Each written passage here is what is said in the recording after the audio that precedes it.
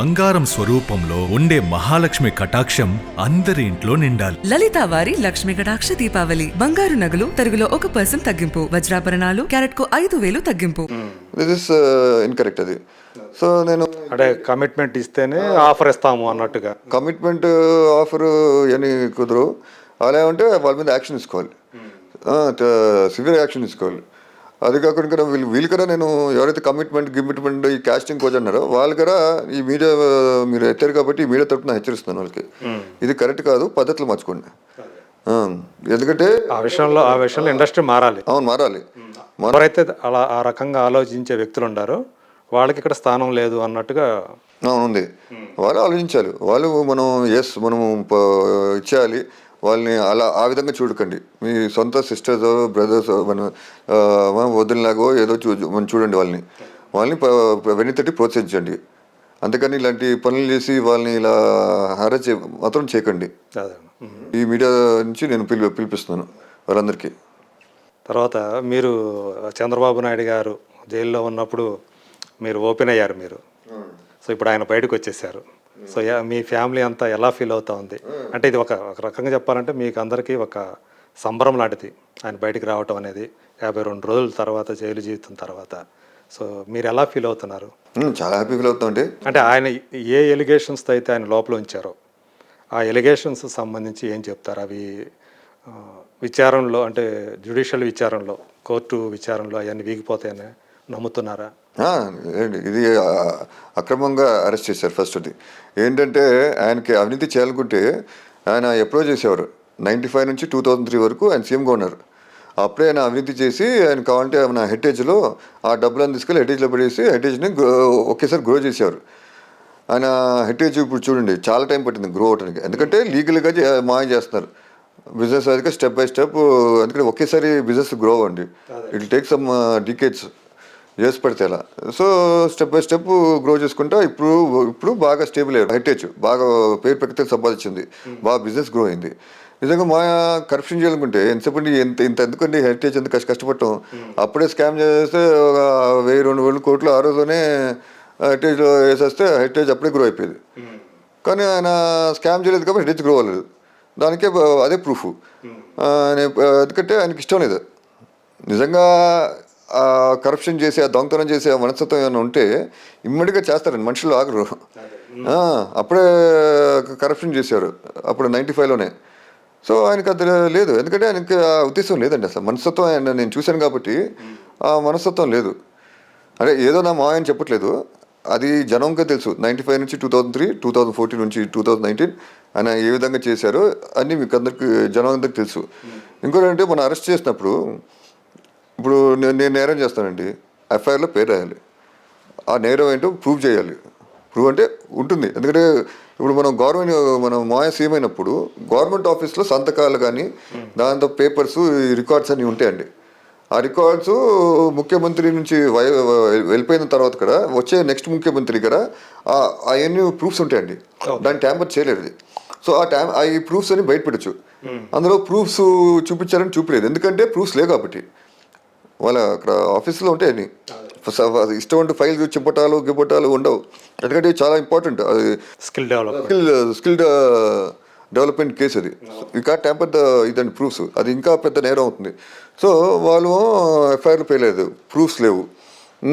36 నిందితుడు 37 ఇది అనుకుంటండి దాని కింద అక్యూజ్డ్ కింద పెట్టారు. దాంతో గవర్నర్ సంతకలేదు. Without governor, without FIR how can they arrest him? ఏదో అరెస్ట్ చేసేద్దాం, జైలు వేసేద్దాం. అండ్ వాళ్ళకి తెలుసు ఇక్కడేం కరప్షన్ జరలా, ఆయన కేసు ఇరికిద్దాం అని చెప్పి ప్లాన్ చేసి ఆయన జైలు బాగా సక్సీడ్ అయ్యారు. ఆ విషయంలో ఇది లాస్ని అక్కడికి అతిక్రమించి అబ్యూస్ చేసి జైలు వేసేసారు. తర్వాత ఏదో ఇరికిచ్చాని చూశారు. సో ఆయన చేయలేదు కాబట్టి లక్కీగా బయటపడారు. ఇంకో ఇంపార్టెంట్ విషయం చెప్పాలనుకుంటాను. ఏమన్నారంటే 358 కోట్లు స్కామ్ చేసిందన్నారు. తర్వాత మళ్ళీ వచ్చేమో జడ్జి అడిగితే మళ్ళీ ఒకసారి జడ్జి చెప్తే 358 అన్నారు. మళ్ళీ వస్తే 27 కోట్లు అన్నారు. వాళ్ళకి ఇది లేదు, క్లారిటీ లేదు. ఇంకోటి ఏంటంటే 27 కోట్ల స్కామ్ అంటే అది ఎవరైనా అవుతారండి. అంటే రూపాయిగా స్కామ్ చేసినా స్కామే. నేను ఆ డబ్బులు గురించి చెప్పట్లేదు. కానీ కామన్ సెన్స్గా ఆలోచిస్తే చంద్రబాబు మాయ ఇక్కడ హెరిటేజ్లో ఎన్నో 100 కోట్లు సంపాదిస్తున్నారు. ఆయనకి ఎందుకండి ఈ 27 కోట్లు స్కాము? మామూలు కూడా అంటే మన మిడిల్ క్లాస్ వాళ్ళు ఈ మధ్య అపార్ట్మెంట్స్ కల్చర్ చాలా హిట్ వస్తున్నాయి, విలాస్ కడుతున్నారు. సో చాలామంది ఏం చేస్తున్నారంటే రియల్ ఎస్టేట్ పనులు చేస్తున్నారండి. రియల్ ఎస్టేట్గా డబ్బులు వేయటం, అందులో పెట్టుబడి పెట్టడం, ఇన్వెస్ట్ చేయటం, ఇవన్నీ చేసి ఈజీగా 50-60 కోట్లు 40-50 25 అలా సంపాదిస్తున్నారు. సో మాయాకి తలుచుకుంటే రియల్ ఎస్టేట్ పెట్టుకుంటే ఆయనకి ఎంతో 100 కోట్లు వస్తాయి. ఈ 27 కోట్లకి ఎందుకండి స్కామ్? మాయ అంత పెద్ద ముఖ్యమంత్రి, 14 సంవత్సరాలు ముఖ్యమంత్రి, అపోజిషన్ లీడర్, అంత పేరు పెకెత్తులోనే ఎందుకు ఈ 27 కోట్ల కోసం స్కామ్ అని చేస్తారండి చంద్రబాబు నాయుడు గారు? చేస్తే 10,000 20,000 చేయాలి. సో ఇవన్నీ బేస్లెస్ అండి. ఏదో బురద చల్లాలి, ఆయన నాశనం చేయాలి. ఇంకోటంటే వచ్చే ఎలక్షన్స్లో చంద్రబాబు నాయుడు ఉండకూడదు, 1 సైడ్గా రిగ్గింగ్ చేయాలి. లోకేష్ గారు అరెస్ట్ చేయాలని చూశారు. అందరినీ వేసేస్తే జైల్లో లీడర్స్ ఉండరు, బాలకృష్ణ ఒకరే మిగిలిపోతారు, ఒక సైడ్ రిగ్గింగ్ చేస్తే అయిపోతుంది అని చెప్పి ప్లాన్ చేశారు. అదే వాళ్ళకి బెడేసి కొట్టింది. సో ఇది అక్రమం అరెస్ట్. నేను ఖండిస్తున్నాను. యాక్చువల్లీ ఇది న్యాయం గెలిచి ఆయన బయటకు వచ్చారు. అదండి. సో ఆయన ప్లాన్ ఆఫ్ యాక్షన్ ఎలా ఉండబోతోంది అంటే నెక్స్ట్ ఎలక్షన్స్ సంబంధించి మీ యొక్క ప్రిడిక్షన్ ఏంటి? ఆయన ప్లాన్ ఏంటంటే జనం కోసం పోరాడుతున్నారు. Very good Maya. And next plan ఏంటంటే ఏముందంటే జనం ఆంధ్ర రాష్ట్రం అభివృద్ధి చెందాలంటే చంద్రబాబు నాయుడు గెలిపించాలి. సో అది జనం చేతిలో ఉంది. ఓకే, ప్లాన్ ఏముందంటే జనం పోరాటం అంటే జనం చేతిలో ఉందన్నారు. అంటే జనం గెలిపిస్తారన్న నమ్మకం ఉందా? ఎస్ ఉందండి, తప్పకుండా గెలిపించాలి. మళ్ళీ ఆయన చేతిలో ఉంది. తెలుగుదేశం పార్టీకి పవన్ కళ్యాణ్ గారు కూడా సపోర్ట్గా వచ్చారు. సో ఆ పొత్తు కూడా ఉంది. నెక్స్ట్ ఎలక్షన్స్లో ఉండబోతుంది అనుకుంటారు. అవును, పోతుందండి. పవన్ కళ్యాణ్ గారు మంచివాళ్ళు, అదే మంచి కోసం ఎవరైనా సపోర్ట్ పవన్ చేస్తే. కళ్యాణ్ గారితో కలవటం అనేది టీడీపీకి ఏ మేరకు లాభం చేకూర్చుద్దని మీరు అనుకుంటున్నారు? అంటే టీడీపీ సొంత క్యాడర్ ఉందండి, సొంతంగా వెళ్ళినా గెలుస్తాం. వేరే పార్టీలు కూడా మంచి కోసం వస్తే పొత్తు పెట్టుకుంటామండి, వాళ్ళు కొంచెం సీట్లు ఇస్తాం. ఇప్పుడు నిజంగా చెప్పుకుంటే టీడీపీ ఇప్పుడు సొంతంగా వెళ్ళినా గెలుస్తుంది. కానీ పవన్ కళ్యాణ్ గారు సపోర్ట్ చేస్తాను జనం కోసం, ఆయన గారు పాలిటిక్స్లో వచ్చారు, నా పార్టీ గారు ఉండాలి అని చెప్పి ఉద్దేశంతో ఆయన ముందుకు వస్తున్నారు. అండి, అదే చంద్రబాబు నాయుడు గారు జైల్లో ఉండటం వల్ల అప్పుడు సంక్షోభ స్థితిలో సపోర్ట్గా వచ్చారు. అవును చెప్పండి, దట్స్ వెరీ గుడ్ అండి. సంక్షేమ స్థితిలో మంచి వ్యక్తి కోసం, మంచి చేసిన వ్యక్తులు కష్టకాలంలో ఉన్నప్పుడు ఆయన నేనున్నాను మీకు అండగా అని చెప్పి ముందుకు వచ్చారు. మీరు కూడా యాక్టివ్గా పార్టిసిపేట్ చేస్తారా? నెక్స్ట్ మా అన్నారు, బాలబాబు అన్నారు, లోకేష్ ఉన్నారు, వీళ్ళు ముగ్గురు చాలు. మీరేదో ఈ మధ్య మాట్లాడినట్టు చూశాను. అంటే ఫస్ట్ ఇప్పుడు చంద్రబాబు నాయుడు గారు ముఖ్యమంత్రి అవుతారు, తర్వాత ఆయన తర్వాత బాలకృష్ణ గారు, ఆ తర్వాత నారా లోకేష్. నిజమేనా అది? అంతే కదండి. ఇప్పుడు నెక్స్ట్ చంద్రబాబు తర్వాత బాలబాబు, సీనియర్ బాలబాబాయ్ తర్వాత లోకేష్. ఎస్, వాళ్ళ సమర్థవంత నాయకులు. బాలబాబాయ్ చంద్రబాబు మీకు నేను ప్రత్యేకంగా చెప్పగల. ఇలా మీరు అనటం వల్ల అంటే మొత్తం వీళ్ళైనా పాలించేది, ఈ కుటుంబమేనా, వేరే వాళ్ళకి ఛాన్స్ ఇవ్వరా, ప్రజాస్వామ్యం లేదా అని కొంతమంది ట్రోల్ చేస్తున్నారు కదా? లేదండి, ఎందుకు లేదు. మనం చూడండి, మన తెలుగుదేశం పార్టీ ప్రెసిడెంట్ని ఆంధ్ర సైడ్ని మన వాళ్ళు ఎర్రమనాయుడు బ్రదర్ని అచ్చెన్నాయుడు గారిని చేశారు. అచ్చెన్నాయుడు గారు చేశారు, అంతకుముందు ఇంకా చేశారండి. సో అలా కాదండి. జనం ఇప్పుడు వేరే వాళ్ళు న్యూట్రల్ వాళ్ళైనా పెట్టమన్నా పెడతామండి. అదనేది జనం ఎవరిని కోరుకుంటే, ఇప్పుడు ఫ్యామిలీ కాకుండా ఇంకా ఇంకో వ్యక్తి అతను జనం బలం ఉంటే తప్పకుండా తెలుగుదేశం పార్టీ లోకేష్ బాలబాబు కాకపోయినా న్యూట్రల్ వ్యక్తి కూడా ఆలోచిస్తారు. చంద్రబాబు బాలబాబు లోకేష్. అంటే బాలయ్య బాబు గారు కూడా ఆలోచన ఉందా, ఆసక్తి ఉందా, సీఎం కావాలన్న ఆసక్తి ఏమన్నా ఉందా? అంటే పార్టీ కోసం, ప్రజల కోసం ఆయనకి చాలా ఉందండి. అంటే కష్టాలు ఉంటే తప్పకుండా నేను చేస్తాను, నేను పార్టీకి అవసరం ఉంటే తప్పకుండా చేస్తానని అది ఆయనకు ఉంది. అది ఆయనకి ప్లస్ ఆయనకి అవగాహన చాలా ఉంది ప్రజల సమస్య మీద.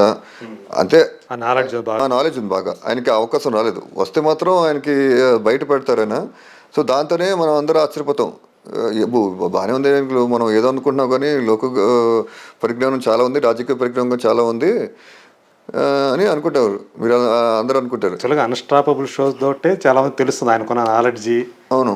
ఇప్పుడు అంటే ఆయన ఎప్పుడు దాకా అది బయట పెట్టే అవకాశానికి రాలేదు. రాలేదు. ఈ అన్స్టాపబుల్ తోటి బయట పెడుతున్నారు ఆయన అంతా Yes, కూడా. right. చాలా విషయాల మీద ఆయనకి మంచి అవగాహన ఉంది అనే విషయం తెలుస్తూ ఉంది. అవును, ఆయన 82 నుంచి పార్టీలో మన పార్టీ క్రియాశీలంగా గురించి ఉన్నారు. క్రియాశీలంగా చాలా యాక్టివ్గా ఉంటున్నారు. ప్రతిసారి క్యాంపెయిన్ చేస్తున్నారు, అక్కడ ప్రజల సమస్యలు తెలుసుకుంటున్నారు. అండ్ అక్కడ నాయకులు ఎవరు, ఏంటి, ఏం చేస్తున్నారు, బాగా పని చేస్తున్నారా లేదా ఇవన్నీ బాగా తెలుసుకుంటున్నారండి. Is taking the feedback actually. ఒక లోకల్ లీడర్స్ మాట్లాడి వీళ్ళు ఎలా పనిచేస్తున్నారు, ఇక్కడ ఎలా ఉంది పార్టీ బలం, ఎలా ఉంది, ప్రజల సమస్యలు ఎలా ఉన్నాయి, ఏంటి అని అడిగి తెలుసుకుంటున్నారు యాక్చువల్లీ. ఆయన బాగా తెలుసుకుంటారు. నేను అది పరిజ్ఞానం ఉంది. బాల లోకేష్ గారు బాగా ఇప్పుడు పాదయాత్ర చేసి మంచి పేరు సంపాదించుకున్నాడు.